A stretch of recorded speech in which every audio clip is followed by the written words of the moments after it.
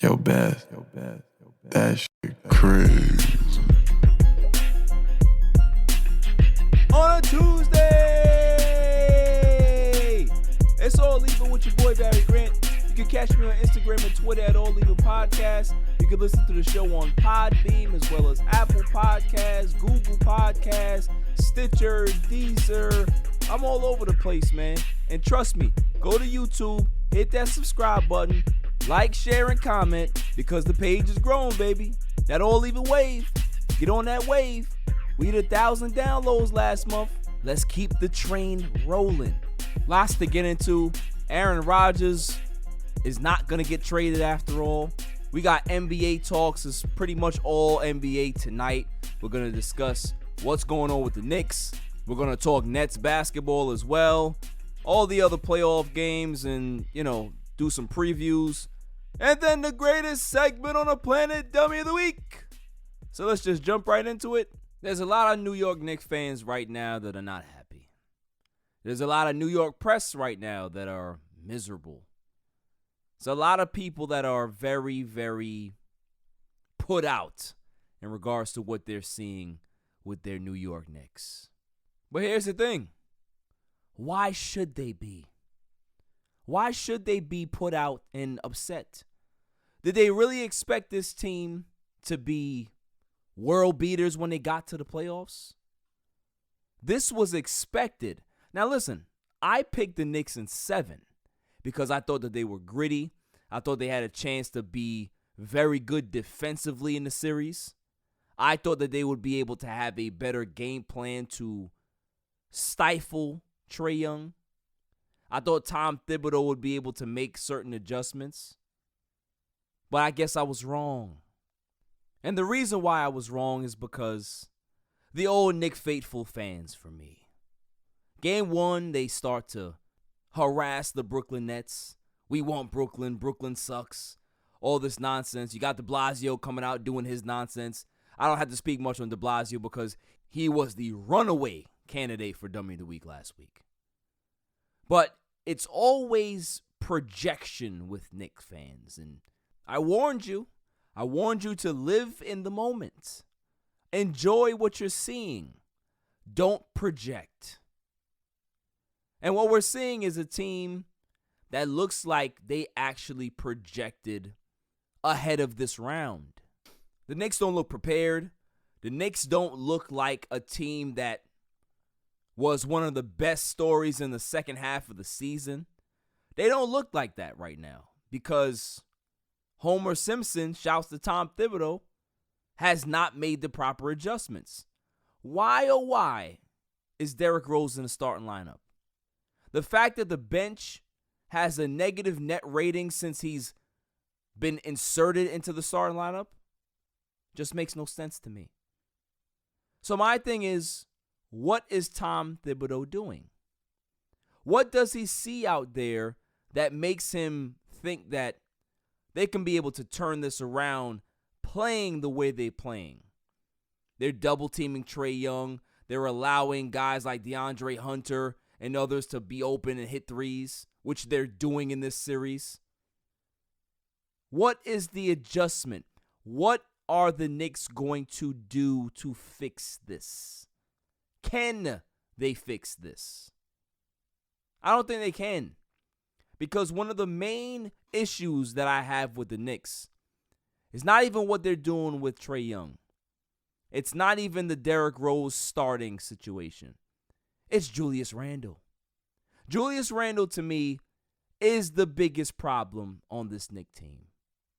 Julius Randle has played 4 inefficient games in the playoffs. Awful. Plus minus, awful. Missing layups, awful. It's all bad. It's all bad. And what have I seen? I have not seen any tweaks to his game, any adjustments. It's the same old, I'm just going to put my head down and barrel to the basket and figure it out. It's not working because the defense that Atlanta's playing is actually pretty good. They've taken off Julius Randle's angles. They're making things hard for him. He likes to jump up in the air and pass, which is the worst thing that you can possibly do as a basketball player. They always tell you that. So How are they going to get better? I don't see it. I don't see how. Should Emmanuel Quickly get more minutes? Possibly. But Tom Thibodeau really doesn't like to depend on rookies. So there's a conundrum happening here. Do the Knicks have enough fight to be able to win this game? I believe they have the fight, but do they have the talent to compete? That's where I'm going to say no. Trae Young is just too much. They don't have somebody that could be able to match that firepower. They just don't. When Alec Burke is the guy that has one of the highest scoring outputs in this series, you got problems. You got real big problems. And that's where the Knicks find themselves. There's a myriad of issues. But Julius Randle, as I've said before, is the biggest one. And also, too, you have to start thinking long term. Supermax eligible, possibly. What are you going to do with a Julius Randle? Is $35 million going to be something that the organization is going to want to invest in? Is he a number one? No, he's not. Is he a number two? No, he's not. He's a number three. And is it smart to pay number three guys on your team in regards to scoring and your best player $35+ million? No, it's not. So what the Knicks need to do is they need to find their alpha dog. They need to find their second dog, and then you can be able to negotiate with Randle after. But if it was up to me, honestly, I'd say, hey, Randle, thank you for your contribution here in New York, but we are not going a dime over $27 million a year. And if you want that, there's the door. Go seek it. Because, like I always say, people play to the back of their baseball cards or their basketball cards, whatever you want to say. If you want to use a basketball reference for basketball, it's fine. Julius Randle is what he is. He's a guy that has a lot of skill. He's a master of none. And he will be erratic from time to time when things break down. Now, if that's what you want to invest in long term, hey, go ahead. But don't expect to get any farther than what you are now, honestly. So the Knicks have a lot of soul searching to do come tomorrow. And they also have a lot of soul searching to do come the off season. There's a lot of changes that may possibly be in store for the Knicks. Maybe they'll go big game fishing and wait for a disgruntled star to break the news across the teleprompter and say, star wants out, blah, blah, blah, blah. These are his destinations, blah, blah, blah, blah, Knicks. Because that's what I always hear. Somebody wants out of their situation. Here's where they want to go, blah, blah, blah, blah, Knicks. And then Knicks fans get crazy. And maybe this might be the year that the Knicks get what they want. So I'm curious to see how all of this plays out. But I can guarantee you, this series is over. Whether it's over tomorrow, whether it's over Friday, whether it's over in Game 7. The moral of the story is that it's over. Switching gears, though, to the Brooklyn Nets and Boston Celtics.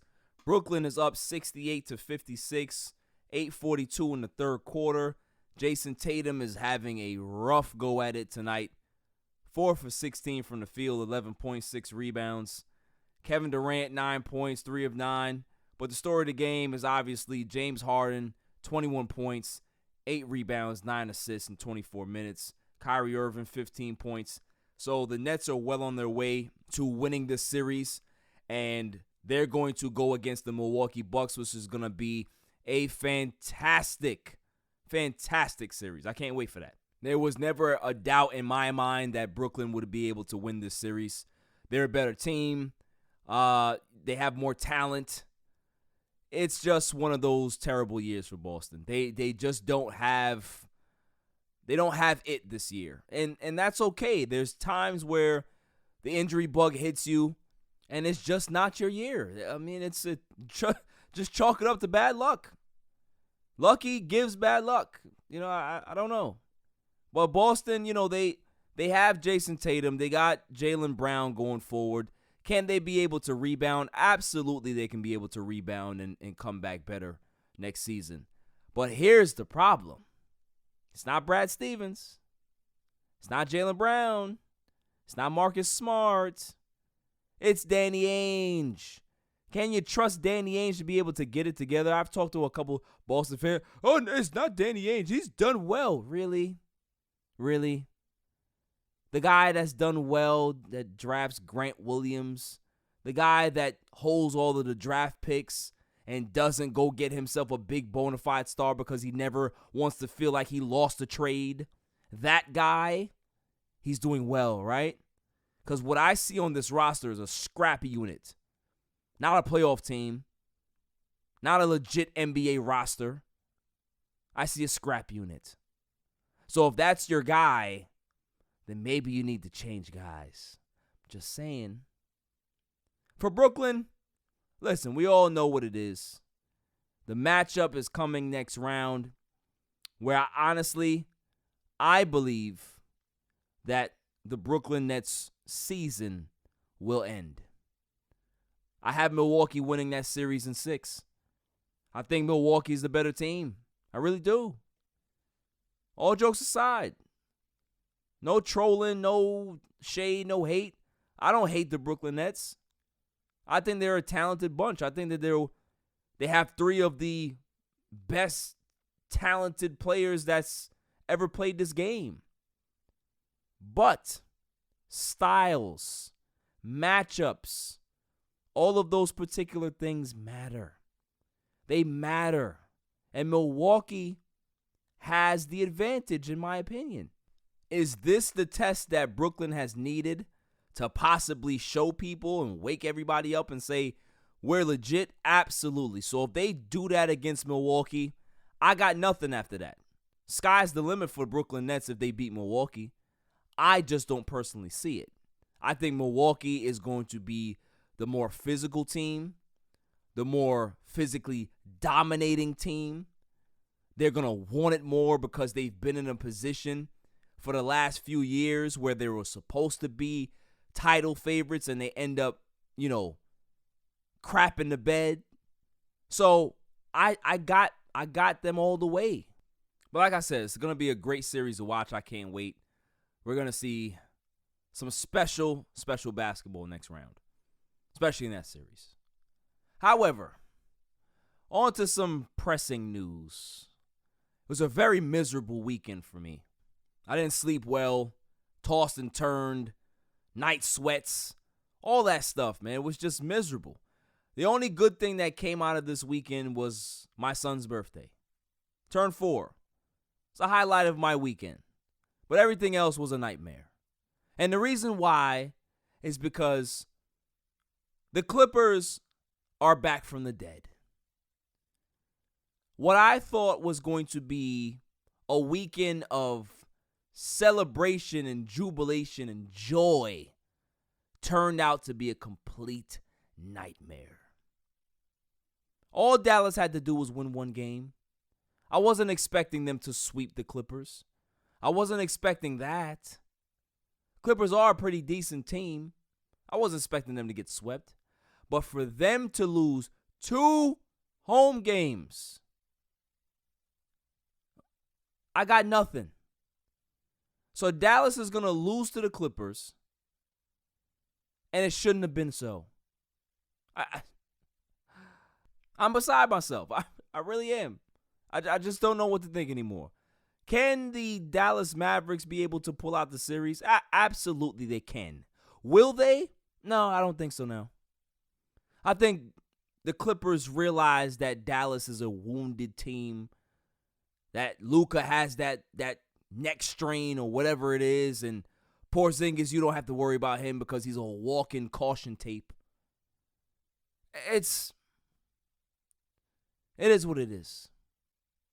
So that was a part of my bad weekend. The other part of my bad weekend happened on Sunday. where the Los Angeles Lakers, up 2-1 in the series, take on the hobbled Phoenix Suns as Chris Paul, drags his arm into the building and he can't lift it. And it's so dramatic. What are they going to do without Chris Paul? And then guess what happens? I see Anthony Davis warming up before the game. He has a knee sleeve on his left knee. And he's taking one-legged jump shots off that leg. And I'm saying to myself, okay, he looks fine. Then the game starts. And Anthony Davis starts to limp. And I'm like, okay, maybe he might have tweaked something. He'll be all right. Then Bridges goes to the basket. Anthony Davis is the help man. He takes a swat at the ball. Normally, he's taking an angle to the basket. He's going to contest that shot and get a rebound. He doesn't do that. So I instantly tweet, Anthony Davis is hurt. The Lakers should be very, very concerned. But it gets better. Anthony Davis continues to play. Gets the ball on the baseline, and instead of high-rising and trying to get over the top of the defense, Anthony Davis thinks that he's a gymnast. He thinks that he's a master of wiggling out of trouble. So he contorts his body around Ayton and whoever else was there, topples to the floor, writhing in pain. I say to myself, you got to be kidding me. You get hurt doing that, contorting your body. I am not throwing shade about him getting hurt. The problem that I have with Anthony Davis is that I expected this. I don't expect anything more out of Anthony Davis than what I saw on Sunday. See, last season might have been the outlier. It might have been the anomaly in the system where a guy that's uber talented plays through the playoffs, he plays hurt, he grinds through it, wins a championship. But we're seeing the other side of it now. We're seeing what New Orleans had to deal with for 7 years. A guy that's supposed to be the best player in the league and has all of these tools, can block shots, can shoot, can dribble like a guard, all of these things. But it never comes to fruition because he's never there. It's never there. So what does it matter when you can do all those things when you're not playing? You see, that's okay in New Orleans when the expectation level is very low. Once you come to LA and you start doing that, oh, trust me, the response that you're going to get is not going to be pleasant. It's not going to be something that you're used to. Anthony Davis is not used to being the villain. He will quickly become the villain here, though.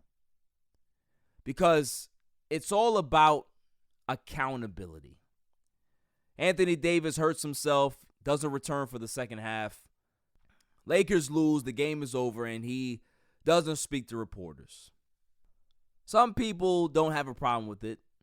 And in some cases, I don't have a problem with it either. But for some reason, this particular time bothered me. A guy that's been injured this entire season with whatever injury, this ankle, Achilles, this back, shoulder, head, shoulders, knees, and whatever it is, he had it, right? And we're all expecting, oh man, once Anthony Davis gets healthy, sky's the limit for the Lakers. They're going to be able to run the gamut in the playoffs. Hell, I was comparing them to the 95 Rockets. They are not going to be the 95 Rockets because Anthony Davis is not going to be Elijah Wan. He's not going to be Robert Horry. He's not going to be Sam Cassell because he won't be there. This is the issue that you have with securing Anthony Davis long term. Will it get better? Possibly. But realistically, what may be the outcome? What actually may be the outcome is a guy that continues to get hurt. As he gets older and his body starts to break down even more, what are you going to expect the tail end of this contract to look like? I can tell you. I saw what the Lakers are going to be when LeBron James retires.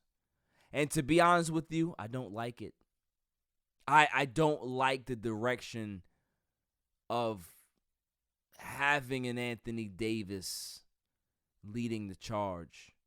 I feel personally that if the Lakers do lose, that it's time for them to explore another option on this team. Not saying to get rid of Anthony Davis, no. But maybe, just maybe, you're going to have to need another guy. Like a legit number 2 guy, or maybe a 2A, or whatever you want to call it. But you have to get somebody that's an alpha dog, because Anthony Davis is not that. Great player. Love him. He's just not an alpha guy. And that's the problem that the Lakers face, is that you pigeonhole yourself into this situation where he can't play center all the time because he doesn't want to.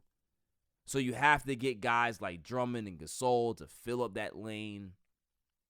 You got guys like Kyle Kuzma, who can't finish at the rim at all. You got guys like Dennis Schroeder that dribbles into double teams and turns the ball over and makes the wrong decisions all the time. But yet he wants to have more than $85 million. He thinks he's worth more than that. So I see the future of this Laker team, and I don't like it. So what's going to change my opinion of this team? I need to see who's going to be able to step up. I'm not worried about LeBron James. He's 36. Ain't worried about him. I am worried about the other parts, though. I'm worried about Vogel not playing Montrezl Harrell. I'm worried that Vogel didn't play Taylor last game. Any big significant minute. All of these things bother me. But no scenario bothers me more than really having to think about Anthony Davis and what is to come for his Laker future. The championship was last year great. Still celebrating. It's awesome. But in reality, present day, it doesn't look good for the present, and it also doesn't look good for the future. In other news, though, let's switch gears and then we'll head back to the NBA. Aaron Rodgers is not going to get traded by the Green Bay Packers. Oh, what a surprise.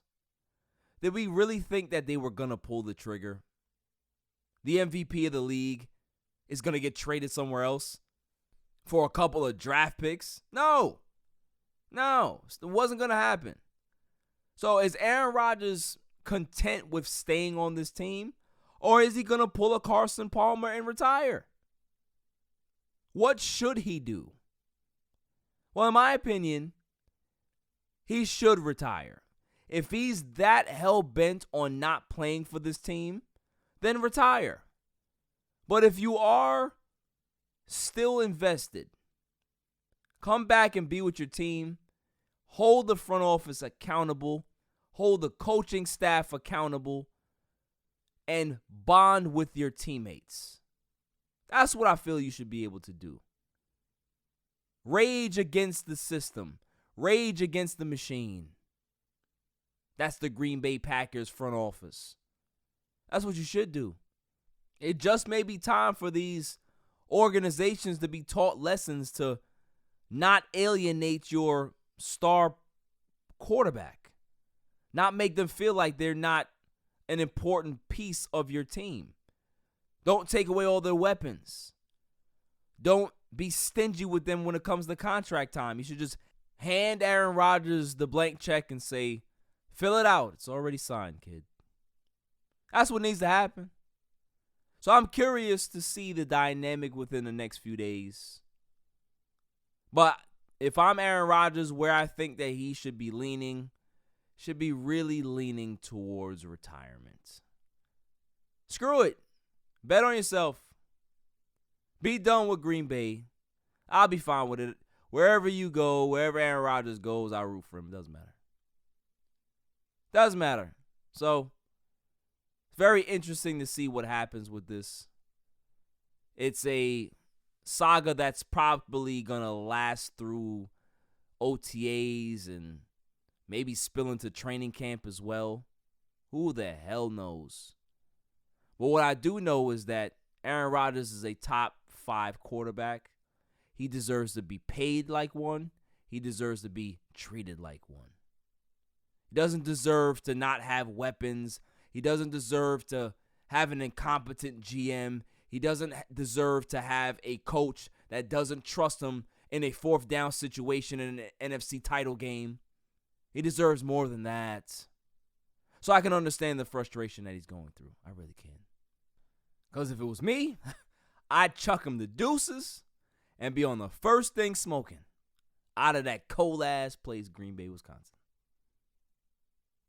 Coming up after the break, more NBA playoff previews and opinions, because that's what I do. On a Tuesday night, it's all even. Yo, it's your man DJ G Money from that Flip the Script podcast. You see it? We in the studio right now. Flip, shut up. Yeah.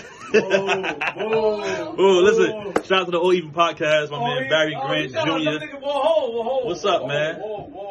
What happened? What you want to say to the people? Shout out somebody else's podcast? Yeah, don't make it the joint. What's up? All Even. All Even podcast. Yo, it ain't even up here, boy.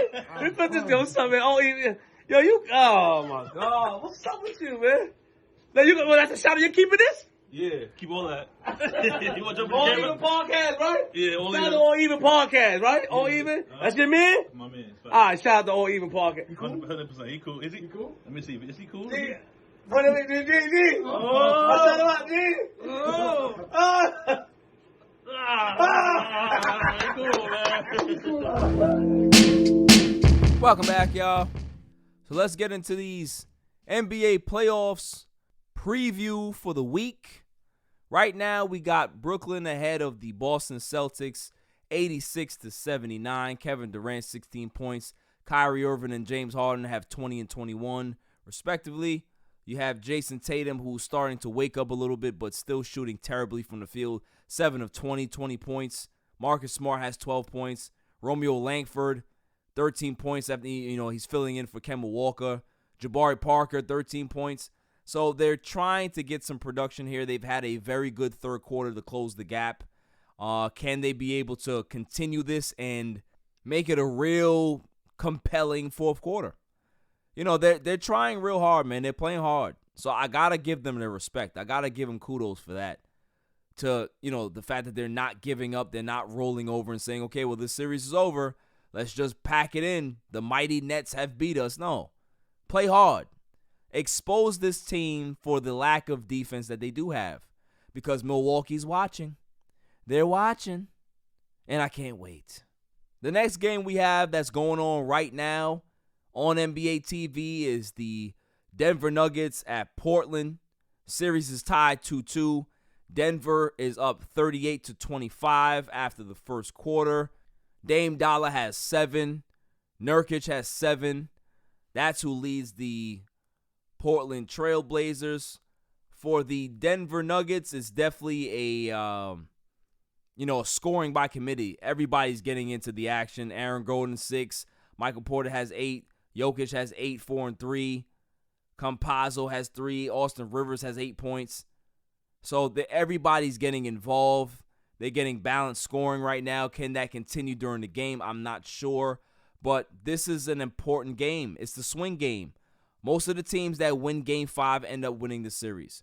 So if Denver can be able to get this game, this puts them in a great position to win the series, because even if they lose in Game 6 on the road in Portland, they're going back to Denver for Game 7, with that raucous crowd that they have and the good fan base and the support, they have a chance. They have a high chance of winning this series in 7. So, let's see how this game goes. It's still early. Portland can be able to come back because they can hit the 3 and hit a lot of them in bunches. So you can always shoot yourself back in the game when you can hit that 3 ball every time. So let's see how this balances out.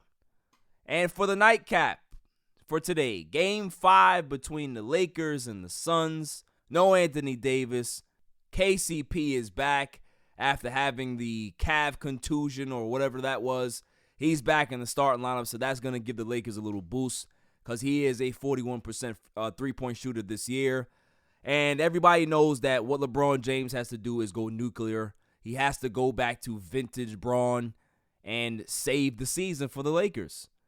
It's not game over if they lose this game, but it definitely does put them in a bad spot that you don't want to be in. You don't want to be down 3-2 going into Staples. You want to be up 3-2 going into Staples. Next up is going to be the Wednesday matchups.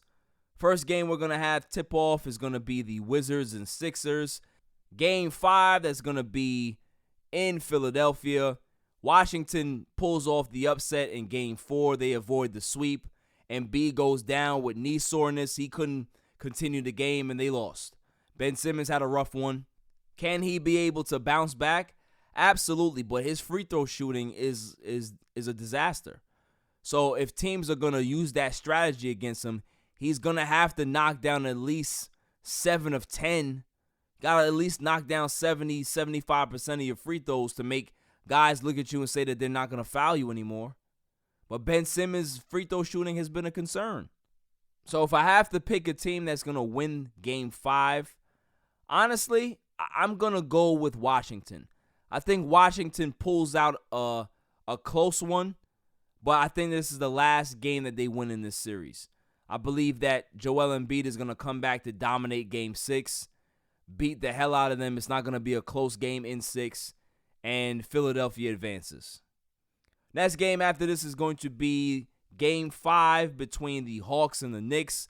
We have Clint Capella calling out the Knicks and saying that he doesn't really respect their quote-unquote physical style of play, and he's going to send their ass on vacation after this game. They're at home. The Knicks are at home.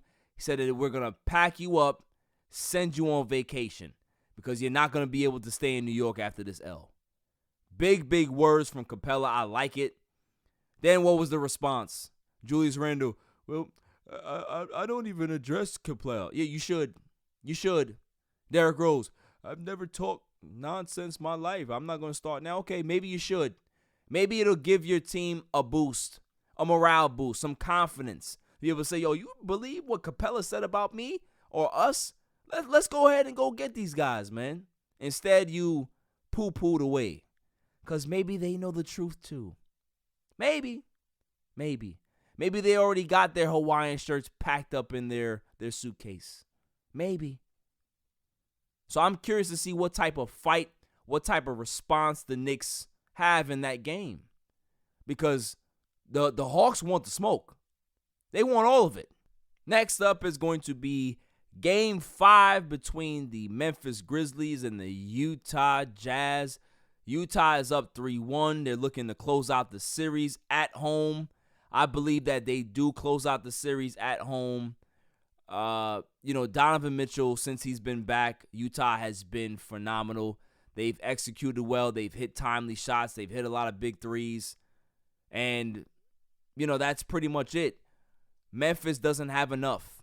It's not the fact that they're not a good team, a good young team, but they're just not ready yet. They need to bake a little more. So it may take them another year or two to get where they want to be, but they're very close. And they're a very competitive team. I like the fight that they've showed, but I think that they're outmatched in this series. Next game after this is going to be obviously the one that is going to set the tone for my week. Mavericks at Clippers. Game 5, series tied at 2-2. Clippers are back home after losing the first 2 games on their home court, quote-unquote home court. Can they be able to win this game and get that advantage, that 3-2 advantage going back to Dallas? No, I have Dallas winning this game 115, 113. Luka has a big game. He ends up winning, putting this series on the brink for the Clippers, going back to Dallas. But do I feel that Dallas can be able to close it out in 6? No, I don't. So we're looking at a 7-game series, unfortunately. Wasn't supposed to be this way, but we'll probably get that. For Thursday, Game 6 between the Suns and Lakers. I believe that the Lakers are going to win tonight, and they're going to go ahead and close it out in 6. LeBron James is going to feel very comfortable not playing with AD for these 2 games, and he's going to perform. Guys are going to step up. I believe that the Lakers are the better team. I believe that from day one. I still believe that. Lakers in 6. Next game we have on Thursday is also going to be Nuggets and Trailblazers. I believe that Denver wins 5, and then I believe that Denver wins 6 as well. Denver is going to win these back-to-back games. They're going to clinch and advance to the next round where they're going to face either the Suns or the Lakers, but I've already said that the Lakers will win. So I'm banking on Nuggets and Lakers in round 2, which is going to be a doozy. On Friday, who do we have? Sixers and Wizards. As I said, Wizards are going to win Game 5. I have the Sixers winning Game 6 and wrapping up the series. We also have Clippers and Mavericks. Mavericks are going to lose Game 6 and they're going to force a 7. So it's going to be a home series. That's the way it feels to me. However, I am going to be locked in because I want to see how Waldo George performs. We are now looking at closeout games, closeout situations, clutch, crunch time games. How will he respond? Being down 0-2, pressure's not on you. You can be able to perform, but when it's 2-2, when it's 3-2 or 3-3, can you be able to elevate your game, elevate your teammates, keep your composure, and make big shots? I don't know if you can, because it's Waldo George at the end of the day. He hits the sides of backboards in clutch situations. He dribbles off his foot. He takes bad shots. That's what I'm used to. So is he going to be able to change my mind? No. But I'm open to be wrong. I really am. There's a lot riding on this series for me.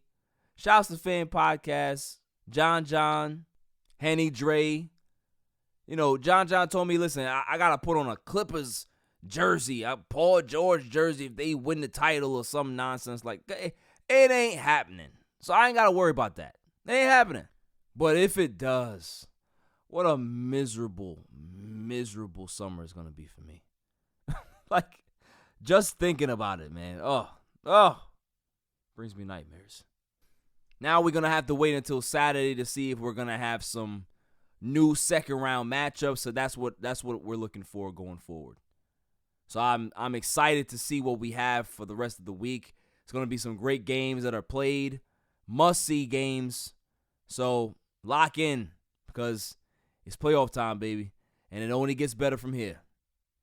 Coming up after the break, the greatest segment on the planet, Dummy of the Week, on a Tuesday night. It's All Even. This is Cigar Gents and Gals. Just want to give a shout out to All Even Podcast, the best sports podcast out there. Keep up the amazing work.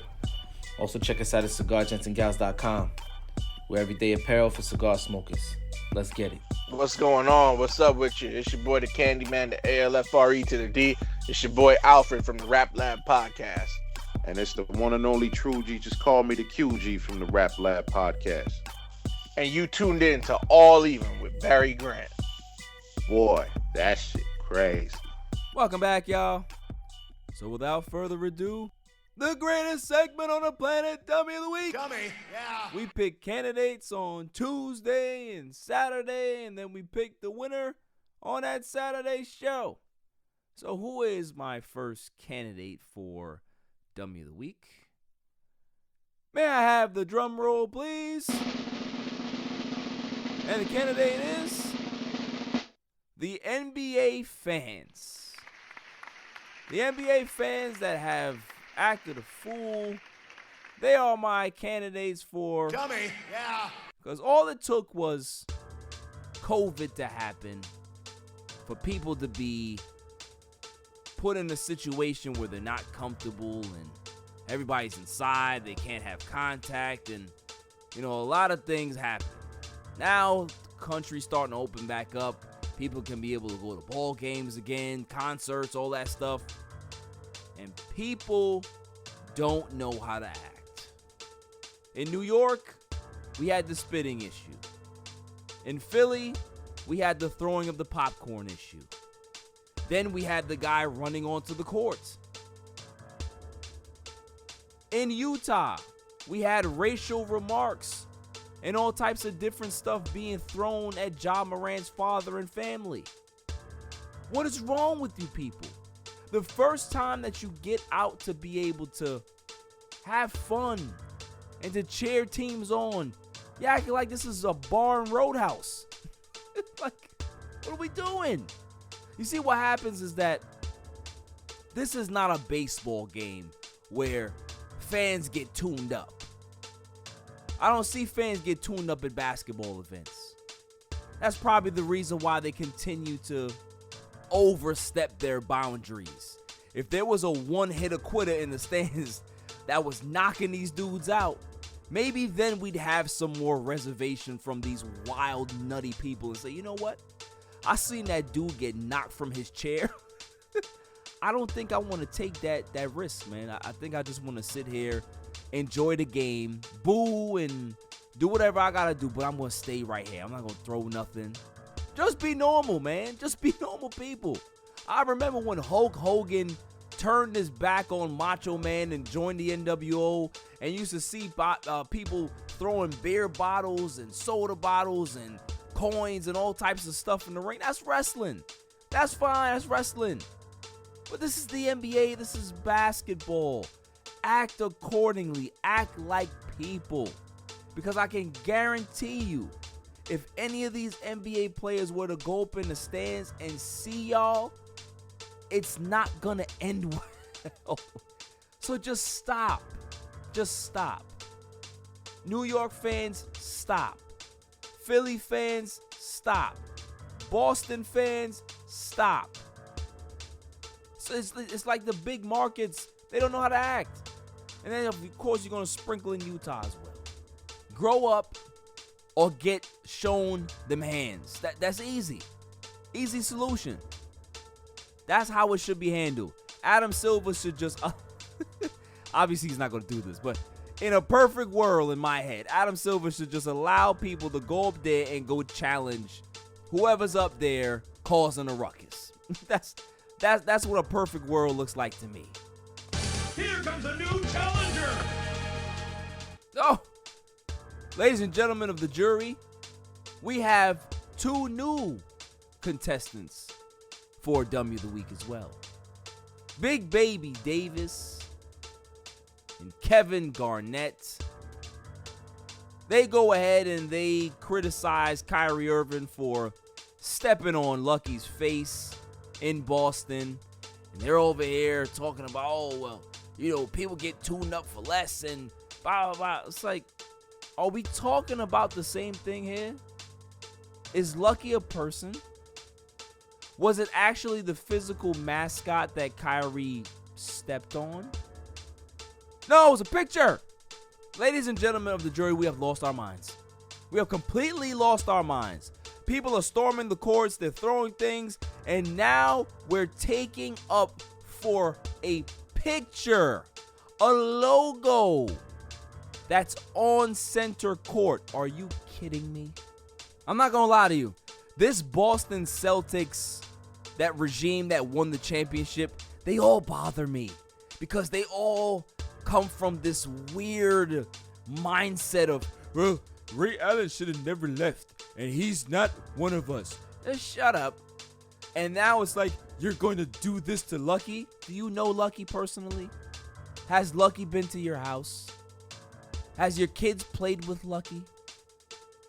Did Lucky get you out of a financial jam? We're talking about a picture on the court. Big Baby Davis has always come off as a tough guy, and it's just like, of all the things to be tough about, Lucky, a picture, a drawing, a logo, stop it. Just stop it. What Kyrie Irving did to me, no big deal. But you guys took it to another level. Oh, man. Yo, let's go see them dudes down the street, man. All right, cool. Say no more. What did they do? Yo, they stepped on that Toyota sign, man. And you know I love Toyotas, my dude. So, like, what? Your man gonna look at you like, yo, you had me ready to ride out for the Toyota sign, man? What type of stuff you drinking today or smoking? I ain't with that time. Everybody who saw what Kyrie did was like, oh, okay, cool. He gonna do that. But once Big Baby opened his mouth, everybody's like, all right, cool. All right, I'm on Kyrie's side now, because what this dude is talking about, you just going extra. Like, you obviously had this pent up and wanted to say something for a while, and you took a chance to defend a picture that somebody drew. Okay. There's a reason why Glenn Big Baby Davis is no longer in the NBA. There's a reason why he's not an analyst somewhere, because nobody cares. So the NBA fans, Big Baby Davis and Kevin Garnett, y'all going way too hard taking these L's. But you're possibly winners for Dummy of the Week. That's all for this show. I'll see you guys on Saturday. Until then, stay safe, stay cool. Peace. You can catch me on Instagram and Twitter at All Even Podcast. Listen to the show on Podbean, Amazon Music, Spotify, and wherever you find your podcasts available. And check out my YouTube channel, All Even Podcast. And don't forget to like, share, and hit that subscribe button.